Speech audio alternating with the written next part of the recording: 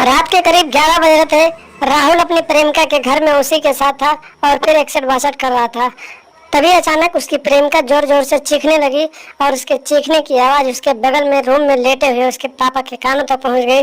और फिर वहां पर उसके पापा पहुंच गए और उसके बाद जो हुआ दोस्तों, उसे सुनने के बाद आप लोग हैरान हो जाएंगे।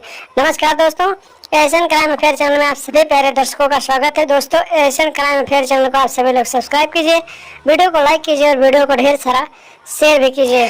दोस्तों, चलती जवानी और बेलगाम हवस की ये कहानी मध्य प्रदेश से सामने आई है, जहाँ पर एक राहुल नाम का लड़का रहता था और वो एक अपने ही गांव में एक लड़की से प्यार करता था। इन दोनों का प्यार इतना आगे बढ़ता गया कि दोनों एक दूसरे के साथ काफी ज्यादा समय बिताने लगे और धीरे धीरे एक दूसरे के साथ फिजिकल रिलेशनशिप में भी रहने लगे। आए दिन राहुल उसके घर पर पहुंच जाता था और पूरी रात अपनी प्रेमिका के साथ 61-62 वाला गेम खेलता था।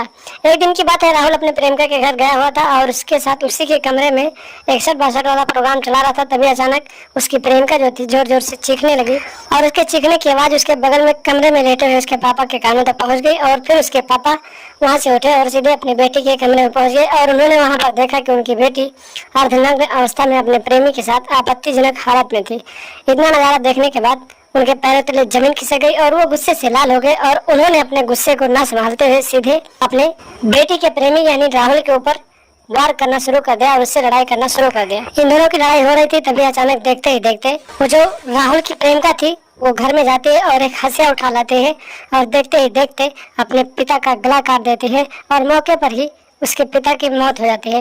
और फिर आधी रात को ही राहुल और उसकी प्रेमिका दोनों घर से फरार हो जाते हैं। और जब सुबह होती है, इस बात की जानकारी लोगों को, गांव वालों को होती है, तो गांव वाले पुलिस वालों को सूचना देते हैं। मौके पर पुलिस वाले पहुंच जाते हैं और फिर पुलिस वाले उस लाश को कब्जे में लेते हैं और फिर पोस्टमार्टम के लिए भेज देते हैं और आगे की छानबीन करने लगते हैं। पुलिस वाले जब छानबीन करने लगते हैं तो पता चलता है कि उस घर की जो बेटी थी वो गायब है रात से ही। तो पुलिस वालों को उसकी बेटी के ऊपर शक जाता है और फिर पुलिस वाले उसके मोबाइल नंबर को ट्रेस पे लगाते हैं और उसका लोकेशन चेक करने लगते हैं।